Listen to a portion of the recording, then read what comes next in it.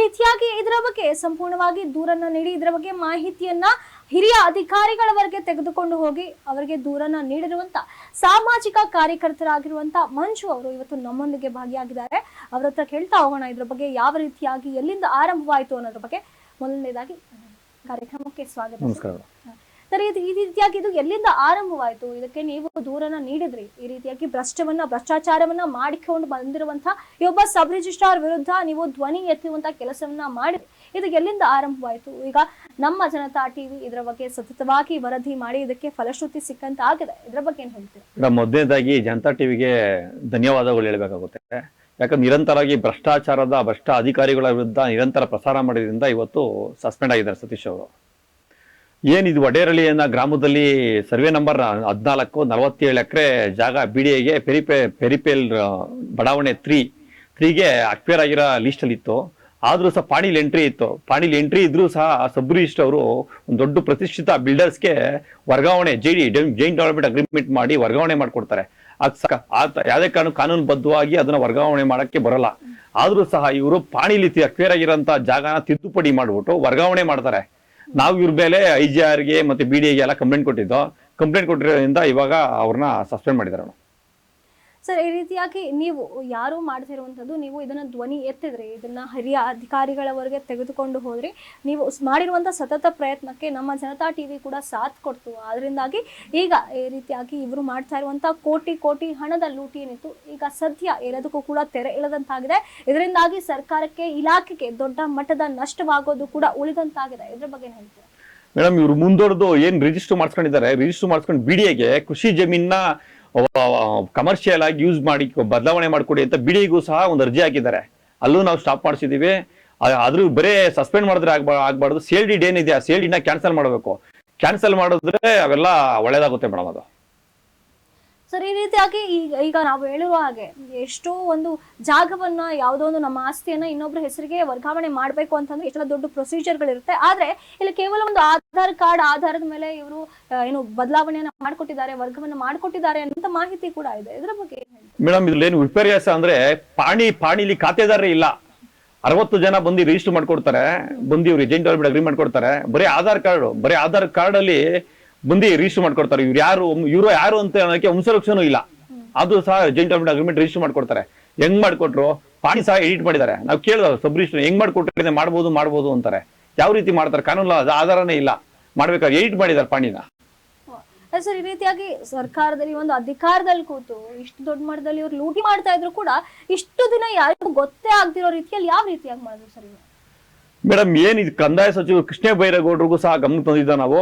ಅವರು ಇವಾಗ ಒಳ್ಳೆ ಕೆಲಸನೇ ಮಾಡಿದ್ದಾರೆ. ಕಂದಾಯ ಸಚಿವರು ಇವ್ ಪಾಣಿನ ಎಡಿಟ್ ಮಾಡಿದ್ದಾರೆ ಮೇಡಮ್. ಏನ್ BDA ಬಡಾವಣೆ 3ಗೆ ಅಕ್ವೈರ್ ಆಗಿರೋಂಥ ಜಾಗನ, ಲೀಸ್ಟ್ ಅಲ್ಲಿ ಇದ್ದ ಜಾಗನ ತಗೊಂಡೋಗಿ 40 ಎಕರೆ ಅಕ್ವೈರ್ ಆಗಿರೋ ಲಿಸ್ಟ್ ಅಲ್ಲಿ ಆದ್ರೂ ಸಹ ಇವರು ಪಾಣಿನ ಎಡಿಟ್ ಮಾಡ್ಬಿಟ್ಟು ರಿಜಿಸ್ಟರ್ ಮಾಡ್ಬಿಟ್ಟು ಮುಂದುವರೆದು ಇದನ್ನ ಕೃಷಿ ಜಮೀನ ತಗೊಂಡೋಗ್ಬಿಟ್ಟು ಹೊಸ ಕಮರ್ಷಿಯಲ್ ಯೂಸ್ಗೆ ಅಂತ ಬದಲಾವಣೆ ಮಾಡಕ್ಕೆ BDA ಹಾಕಿರ್ತಾರೆ.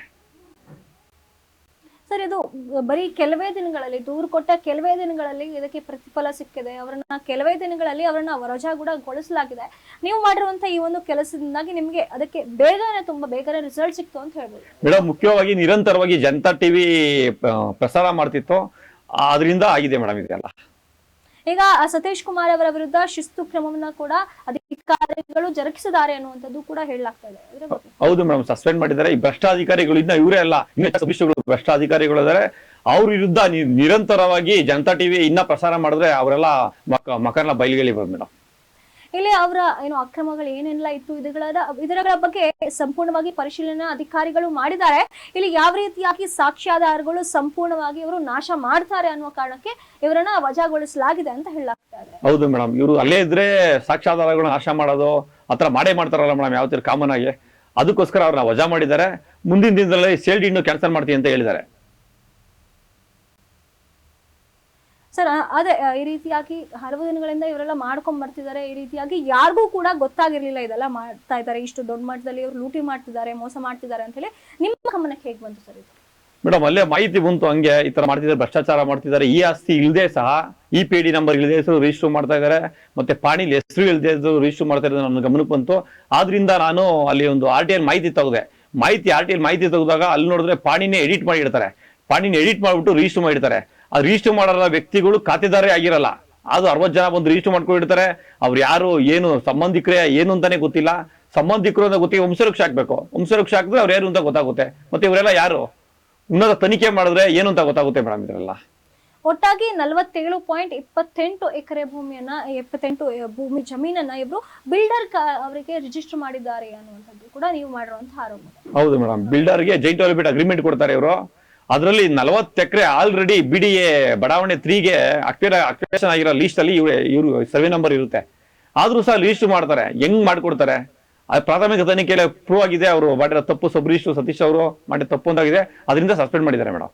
ಅದೇ ರೀತಿಯಾಗಿ ಖಾಸಗಿ ಕಂಪ್ನಿಗೆ ಈ ರೀತಿಯಾಗಿ 16 ಎಕರೆ ಜಮೀನನ್ನ ಇವರು ವರ್ಗ ಮಾಡಿದ್ದಾರೆ.